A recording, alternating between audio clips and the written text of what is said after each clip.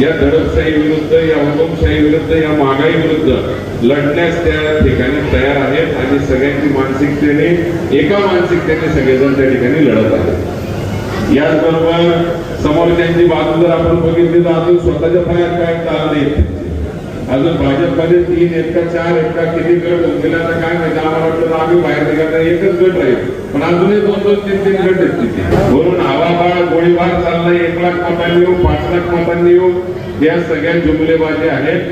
तुम्हाला एकच सांगतो, सर्व माझे वडीलधारी मंडळी आहेत, सर्व माता भगिनी आहेत, शिवसेनेची ताकद या ठिकाणी या मतदारसंघामध्ये राष्ट्रवादी सोबत जोडली तर भाजप सोबत शिवसेनेची ताकद होती, म्हणून एवढा लेट होता। तीच ताकद आता राष्ट्रवादी सोबत जोडली की 8 जागेवर भेट झाली। कोणालाच तो 4 लाख आणि 2 लाख आणि 1 लाखच्या गप्पा मारायला आता संधी राहिलेली नाही। 4 लाख मतांना कमी